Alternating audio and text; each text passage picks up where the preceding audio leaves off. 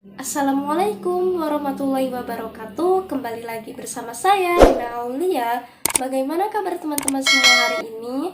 Semoga selalu dalam lindungan Allah Subhanahu wa taala. Di video kali ini kita akan melanjutkan belajar kita, yaitu tentang tajwid.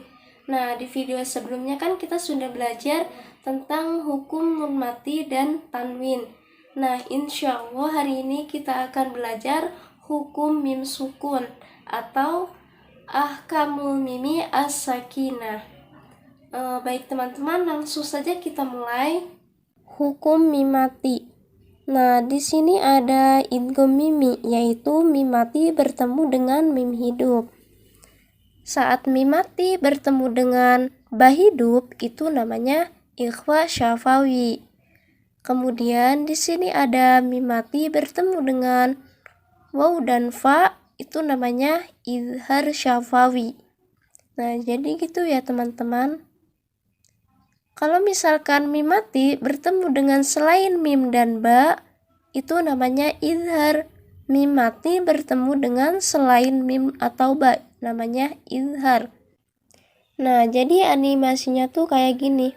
Mim mati bertemu dengan mim, namanya idgham mimi atau idgham mutamasilen. Mim mati bertemu dengan ba, ikhfa syafawi. Mim mati bertemu dengan selain mim dan ba, namanya idhar. Nah, ini huruf-hurufnya mulai dari alif dan seterusnya. Nanti di dalamnya tuh ada huruf waw dan fa. Itu termasuk ke dalam izhar syafawi. Selain mim dan ba, selain waw dan fa, itu namanya izhar. Jadi seperti itu ya teman-teman. Nah, jadi mim mati ketika ada sebelum huruf hijaiyah, hukumnya itu terbagi menjadi 3. Yang pertama yaitu ada ikhfa syafawi, yang kedua ada idgham mimi atau idgham mutamasilen, dan yang ketiga yaitu ada izhar syafawi. Nah, kita akan bahas lagi satu persatu sekaligus kita kasih contohnya. Baik teman-teman, langsung saja kita ke hukum yang pertama. Hukum yang pertama yaitu ada idgham mimi atau idgham mutamasilen. Hukum idgham mimi ini berlaku apabila mim sukun bertemu dengan huruf mim yang berbaris dalam 2 kalimat. Jadi cara membacanya yaitu wajib mengidghamkan mim yang pertama, huruf mim yang pertama ke dalam mim yang kedua dengan sempurna selama 2 harokat. Misalnya yaitu kita kasih contoh lahum masalah, lahum masalah. Jadi mim mati bertemu dengan mim, jadi namanya idgham mutamasilen. Dibacanya yaitu melebur, didengungkan, dan juga ditahan. Lahum masalah. Nah, jadi seperti itu ya teman-teman. Atau kita kasih contoh lagi yang lain, misalnya walakum ma, walakum ma. Dibacanya itu melebur, ditahan, dan juga didengungkan. Tapi leburannya itu enggak kelihatan karena mimnya itu bertemu dengan mim. Nah, kenapa bisa dinamakan idgham mimi? Karena bertemu dengan 2 jenis huruf yang sama makhraj dan sifatnya, yaitu mim dan mim. Hukum yang kedua yaitu ikhfa syafawi. Nah, untuk ikhfa syafawi ini berlaku apabila huruf mim bertemu dengan huruf ba yang berbaris dalam 2 kalimat.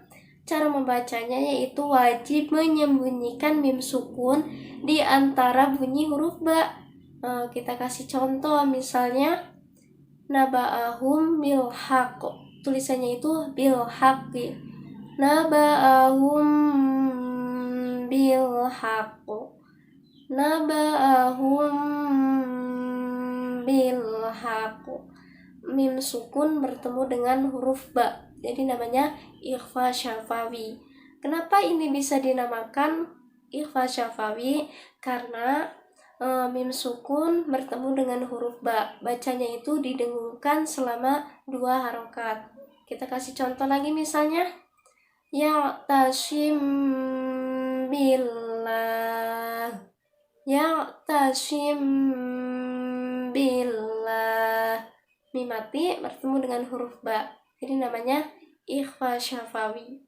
Nah, jadi seperti itu ya teman-teman. Nah, sedangkan yang idhar syafawi contohnya yaitu wahum fiha, wahum fiha.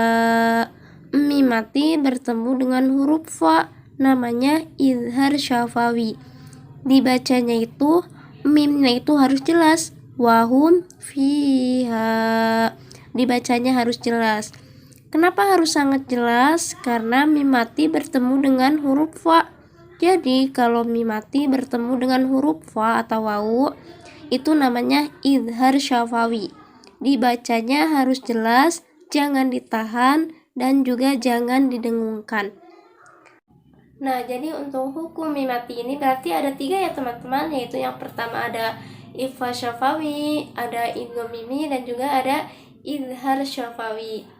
Nah teman-teman nih yang belum paham atau kurang paham, teman-teman bisa tulis di kolom komentar ya. Semoga bermanfaat. Wassalamualaikum warahmatullahi wabarakatuh.